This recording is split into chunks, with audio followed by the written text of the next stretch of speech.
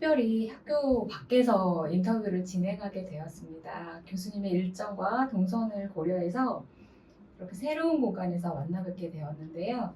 먼저 교수님께 간단한 자기소개 부탁드립니다. 네, 안녕하세요. 저는 치유상담대학원대학교 대학원장을 현재 맡고 있고요. 전공은 동작치료, 손동작치료와 트라우마 전공을 맡고 있습니다. 우리 학교에서는 제가 몸을 담당하는 사람이라고 알려져 있습니다. 이 질문은 모든 교수님들께 공통적인 질문이 될 수도 있겠는데요. 우리 학교에 재직하시게 된 계기를 듣다 보면 아무래도 그 시작은 치유상담연구원에서 비롯되지 않았을까 싶은데요. 교수님은 연구원과 어떻게 처음 인연을 맺게 되셨어요? 제가 이제 이런 춤테라피, 춤동작 치료를 가지고 이제 전국의 사람들을 만나는데 우리 지금 현 총장님이신 하자님, 하자님 별칭 하자님이 고영순 교수님 별칭 하자. 그래서 하자님이 저를 초대해 주셔가지고 이제 우리 정태기 이사장님한테 저를 소개해 주셔서 영성 수련회 처음으로 이렇게 제가 프로그램을 안내하게 됐는데, 예전에 영성 수련은 이제 지금처럼 3일을 하는 이제 프로그램이었는데, 그때 제가 둘째 날 오후에 아마 오후 마지막쯤에 초대를 받았는 것 같아요. 그때 2시간인가 프로그램 하는데, 그 제가 이제 막 사람들하고 움직임을 하고 나서 정태희 총장님이 끝나고 나서 저녁을 먹고 가라고 그러시면서 저한테 이렇게 얘기를 하셨던 것 같아요. 사람들이 그 하루 반 동안에 우리가 이렇게 마음을 열려고 했던 걸 열게 됐다. 그리고 내가 정말 원했던 그런 춤을 사람들한테 추게 하는구나. 그런 말씀을 해주시더라고요. 그래서 이제 그런 계기로 지금까지 인연이 돼서 영성수련과 또 연구원과 또 학교로 이렇게 이어지고 있는 것 같아요. 네. 교수님 말씀 중에 그는 내가 원하는 춤을 추게 한다라는 표현이 특히 인상 깊었는데요. 정태기 이사장님이 바라셨던 그 춤은 어떤 의미였을까요?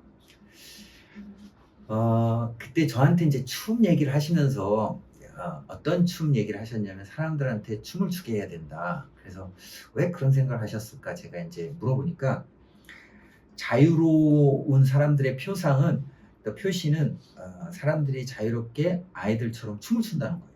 그러니까 춤추고 노래하고 뛰어놀고, 그래서 마음껏 사슴처럼 뛰어야 된다. 이제 그런 표현이 춤을 춘다는 건데, 이제 그래서 그런 춤을 춰야 된다고 제가 생각한 건, 사람들이 마음껏 자유롭게, 그러니까 다른 사람 눈치 보지 않고 또 내가 하고 싶은 대로 자기 몸을, 마치 어릴 적에 우리가 친구들하고 또는 아무 생각 없이 놀 때 그런 것처럼, 뭐 그런 자유로움, 또 그런 자유로운 움직임 하다 보면 자기도 모르게 일상에서 또는 내가 살면서 해방감이 느껴진다, 그런 얘기를 하셨어요. 그래서 자유롭게 자기를 해방시키는, 그래서 마음껏 눈치 보지 않고 움직이는, 몸을 움직일 수 있게 하는 것, 그게 이제 그분이 생각하는 춤을 추는 거라고 생각하셨던 것 같아요. 결국 그 춤이라는 것이 남의 시선을 의식하지 않고 자기만의 움직임을 하는 것이라고 느껴지는데요. 그런 움직임을 가능하게 하는 교수님의 비결이 궁금한데요. 비결이라. 저는 그런 생각을 했어요. 사람들이 이제 어떻게 사람들을 그렇게 춤을 추게 합니까? 또는 이제 이사장님도 그런 질문을 가끔씩 하신 적이 있는데, 제가 그때마다 좀 드리는 말씀은, 난 사람들한테 춤을 추게 하려고 가르친 적은 없어요. 다만 그 사람들이 춤을 추지 못했던 긴장감과 어색함을 풀어놓기만 하면 누구나 다 춤을 추는구나. 그래서 제가 이제 제일 많이 신경 쓰는 게, 누구나 춤을 출 수 있다. 그래서 제가 맨 첫 시간에 사람들한테 그렇게 얘기해요. 여러분 기지개를 켜볼까요? 이 정도는 할 수 있을까요? 그러면 할 수 있어요. 그래서 제가, 그러면 지금 여러분들이 하신 게 우리 오늘 움직이려고 하는 움직임의 가장 어려운 거다.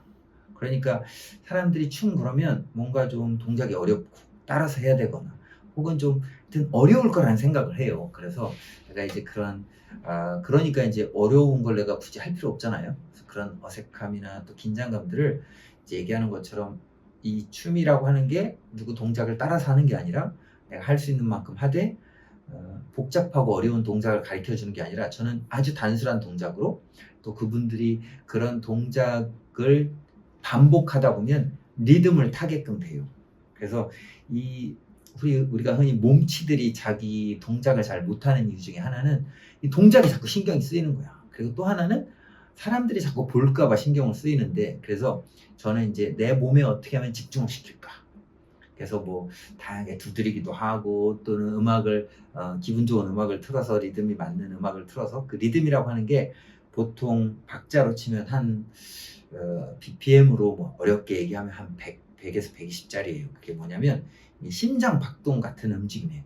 리듬이에요. 그래서 이런 리듬인데 이런 리듬을 들으면 누구나 몸이 이렇게 들썩들썩하게끔 되어 있어요. 우리 어렸을 때 그런 소리를 들어서 그렇다고 하는데, 그래서 그런 음악의 그런 리듬과 함께 단순한 움직임을 하다 보면 저절로 어느 순간 내가 어색하다, 또 움직이고 있다 이런 걸 모를 정도로 움직이게 되죠. 그래서 심플한 움직임, 단순한 움직임, 그리고 그분들이 아주 기본적으로 뱃속에서부터 태아 때부터 들었던 음악 비트를 소개한다.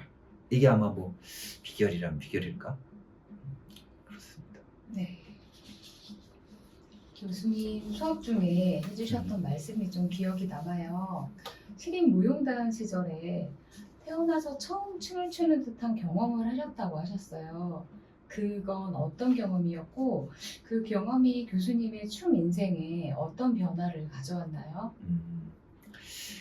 예, 지금도 생생한데 벌써 그때가 93년도니까 무슨 몇 년 전이 30년, 28년 뭐 그쯤 된 것 같은데, 이제 저는 그동안 춤이라고 하면 이제 선생님이 가르쳐주고 나는 그걸 따라하고, 한국 무용의 대부분은 동작을 똑같이 카피를 누가 잘하면 잘 추는 거예요.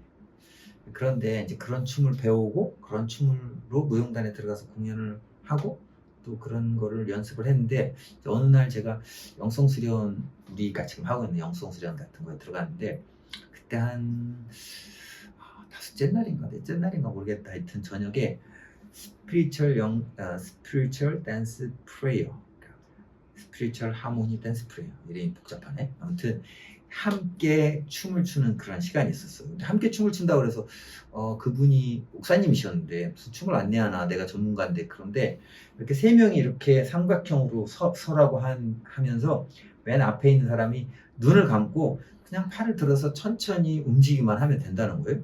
뒤에 있는 사람들은 그 사람의 움직임을 똑같이 따라 하면 돼요. 그러다가 그 앞에 있는 사람이 오른쪽으로 돌거나 왼쪽으로 돌면 그 도는 쪽 방향에 있는 삼각형이 돌면서 그 꼭지점에 있는 사람은 눈을 감고 움직이는 거죠.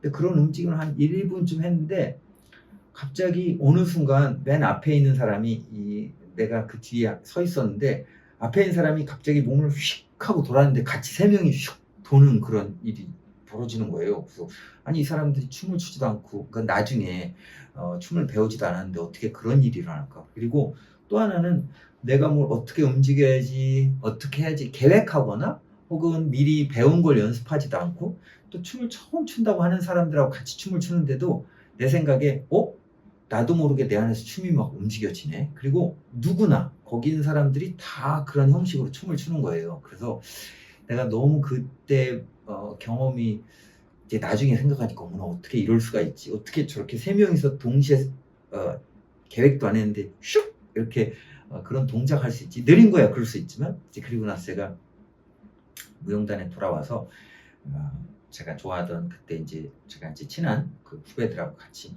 야, 내가 이런 걸 배웠는데 춤을 한번 춰보자. 그래서 음악을 틀고 마찬가지로 세 명이 서서 이렇게 하는 거예요. 그래서 아주 심플한 그런 구조를 줬는데 그걸 하고 나서 그 중에 한 친구가 제가 느꼈던 느낌을 똑같이 얘기하는 거예요. 박 선배, 내가 춤을 처음 춘 것 같아. 그래서 내가, 아니 너 초등학교 때부터 춤을 췄다 그러니까 벌써 20년이 넘게 춤을 췄는데 처음 추다니 무슨 소리야. 그러니까 내가 계획도 안 했는데 내 안에서 저절로 춤이 흘러나오는 것 같아. 그래서 춤이라고 하는 게 진짜 처음 추는 것 같아. 이런 얘기를 하더라고요. 그래서 맞아, 저 경험이 내가 했던 경험이구나. 그래서 그때 그 춤이 추어지는, 또 저절로 내 안에서 그냥 움직여지는 그런 경험을 했던 것 같아요.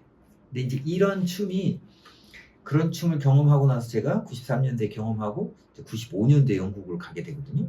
그러니까 2년 동안 그런 춤들을 사람들한테 쳐보게 하니까 정말 내가 그동안 한 10여 년 동안 춤을 가르쳤던 때 못 느꼈던 경험들을 막 하고 사람들이 그냥 별것도 아닌 움직임 하고 나서 자유롭다고 하고 나도 모르게 몸이 움직였어요. 그래서 이게 정말 큰 치유의 힘이 있나 보다. 그래서 그걸 배우러 이제 영국의 동작 치료를 배우러 가게 됐고 이제 그때부터 제가 이런 전공을 하게 된 거죠. 그래서 아마 그때부터 계속 저한테 남는 이미지 혹은 생각은 사람들이 나처럼 단순하고 내면에 집중할 수만 있으면 그냥 깊은 자유와 해방감을 경험하는구나. 그래서 지금도 어떤 움직임을 하더라도 지금까지도 계속 그게 되게 크게 남아있고 그런 경험을 돌려주면 좋겠다. 내가 했던 경험들을. 그때 경험이 어쩌면 내가 여러 가지 다양한 춤테라피의 기법들도 배웠지만 이제 그런 경험들을 하게 해주는 게 나한테는 크게 제일 중요한 것 같아요. 그래서 아주 중요한 경험이었죠. 네. 말씀 중에 자유, 해방 이런 키워드들을 좀 말씀하셨어요. 이러한 가치들이 교수님의 삶 그리고 교육자로서의 태도에 어떻게 스며들어 있는지도 좀 듣고 싶습니다. 네. 제가 이제 자유, 해방감 이런 거에 꽂혀 있으니까 제 별칭도 흰바람이잖아요. 그러니까 저는 살면서 제가 제일 많이 가족 안에서 들었던 소리가 열심히 해라. 열심히 해야 된다. 그러니까 열심히 해야 된다는 말은 누군가 정해놓은 목표를 이렇게 따라가는 거죠. 그런데 이제 그럴 때 삶에서 어떤 자유로움이나 혹은 내가 해냈어 혹은 기쁘다 혹은 뭐 이런 느낌을 전혀 못 느꼈던 것 같아요. 그런데 이제 내가 그런 춤을 경험하면서 그런 자유로움 이 순간만큼은 진짜 누구 눈치를 안 봐도 되는구나. 그냥 내 맘대로 해도 아무도 뭐라고 안 하는구나. 이제 이런 경험을 하게 됐고 그래서 아마 제가 제 아이를 키우는데도 제가 이 친구는 그런 규정을 너무 많이 주지 말아야 되겠다. 규칙을 너무 많이 주지 말아야 되겠다. 이런 생각을 해서 때로는 우리 아들이 너무 이렇게 늘어지는 경험도 있긴 한데 약간 부작용으로. 그런데 교육에서도 저는 제일 중요하게 생각하는 게 여러분들이 할 수 있는 만큼 하면 좋겠다. 그리고 여러분들이 하고 싶은 걸 찾아가는 과정이다. 그러니까 하고 싶은 건 어느 순간에 찾아지는 게 아니라 이렇게 하다 보면 이게 좋은가? 저게 좋은가? 왜냐면 내가 그 댄스 테라피라고 하는 춤동작 치료를 계속 따라왔던 경험을 생각해 보면 제가 어느 날 그런 생각 했던 것 같아요. 춤을 출 수 있으면 무용단에 가서 혹은 무용실에 가서 내가 이렇게 청소를 해도 그 동네에 있으면 좋겠다. 그러니까 그런 움직임을 통해서 계속 그 안에 있었으면 좋겠다 그런 생각을 했는데 그러면 어떤 분위기에서 있었으면 좋을까? 그냥 내가 손을 이렇게 뻗던 저렇게 뻗던 뭐라고 하지 않고 나를 그냥 믿어주고 나를 그냥 있는 대로 괜찮아 그럴 수 있어 또 다음엔 또 다르게 할 수 있지. 그런데 계속 나한테 물어봐주는 그런 사람들이 저한테 굉장히 큰 경험을 하게 됐고 제가 그 중에 한 가지만 예를 들면 제가 이제 개인 상담 이런 동작 치료를 가지고 저희도 받았을 거 아니에요. 그런데 제일 많이 인상적이었던 우리 린다 에런콧이라고 하는 교수님이 저 앞에서 이제 움직임을 하게끔 두고 제가 이제 요즘에 이런 게 어려워요. 그러니까 너 이렇게 얘기를 더 할래? 움직임을 더 할래? 그래서 제가 움직임을 했어요. 막 우는데 그냥 가만히 나를 쳐다보고 계시다가 내가 끝났어 이런 표시를 하니까 나한테 가까이 오더니 지금 또 얘기를 좀 해볼 거야 아니면 움직임을 좀 더 할까? 그래서 그때는 내가 그래 움직임을 해볼까 그러고 했는데 그때 내 머릿속에 스쳤던 게 이런 거예요. 아니 30년을 댄스 테라피를 했던 사람이 내가 이런 상태를 딱 보면 뭐 해야 될지 모르나? 그러면 이때 좀 야, 넌 이렇게 움직여봐, 엎드려봐, 혹은 손을 뻗어봐, 뭐 이렇게 지시를 해줬을 수도 있는데 그러지 않고 그냥 너는 지금 뭘 원해? 어떻게 하고 싶어를 계속 물어봤던 것 같아요. 그래서 나는 그 경험이 내 삶에 혹은 학생들한테 가르치면서도 크게 자리를 잡고 있어서 이제 그런 걸 허용해 주는 게 그 사람들 나름대로의 자유로움을 갖는 것이다. 그러니까 저는 자유로움은 같은 말로 안전함이라고 하는 말로도 같이 와닿아요. 내가 안전하게 마음대로 할 수 있으면 자유를 느끼고 그 자유를 느낀다고 하는 게 어쩌면 다른 말로 해방감이라고 할 수 있으니까 내가 그런 걸 허용할 수가 있으면 참 좋겠다. 그런데 현대인들이 그런 거 하기 참 어렵죠. 그런데 계속 내가 가르쳐주고 싶고 지시를 하고 싶고 그런 욕구가 막 이렇게 올라올 때에도 아까 얘기했던 나도 그런 경험을 하면서 내 생에 정말 좋은 경험을 해서 나도 그런 걸 좀 전해주고 싶다. 뭐 이런 생각이 있는 것 같아요. 평소 교수님께서는 학생들이 치유 상담을 통해서 어떤 경험을 하고 있는지에 대해 관심이 많으실 것 같은데요. 오늘 인터뷰를 통해 문득 이런 생각이 들었습니다. 교수님의 인생에서 치유 상담은 어떤 경험이었는지, 그리고 그것이 교수님의 삶을 어떤 변화로 이끌었는지 궁금합니다. 제 삶의 가장 큰 주제는 불안인 것 같아요. 그러니까 계속 그동안에 아까 얘기한 것처럼 우리 가족 내에서 열심히 해라. 근데 열심히 하는데 목표는 정해졌지만 그거에 대해서 왜 해야 되는지 설명이 난 못 들은 것 같아요. 그러니까 어느 날 그런 목소리가 없어지니까 어떤 생각이 드냐면 이 길을 가는 게 맞나? 이렇게 하는 게 맞나? 이런 생각이 계속 확인을 하고 싶고 그래서 제가 교육을 하면서도 구조를 많이 만들고 싶어요.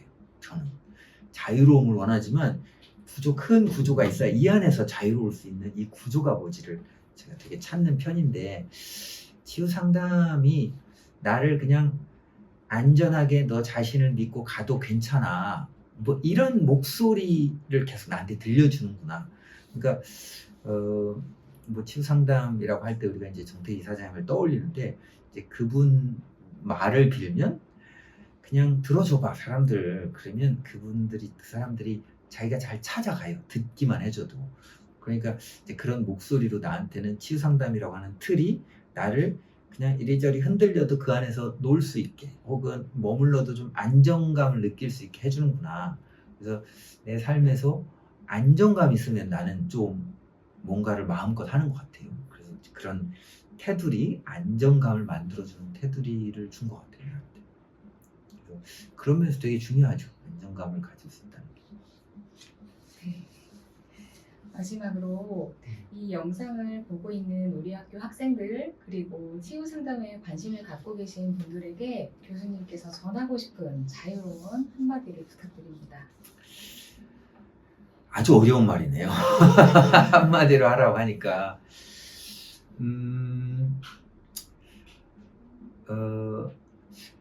기회가 되면 정말 나를 놓고 온전히 놓고 내 몸을 이렇게 표현하면 어떨지 모르겠지만 미친 듯이 움직일 수 있는 기회를 한번 줘보세요.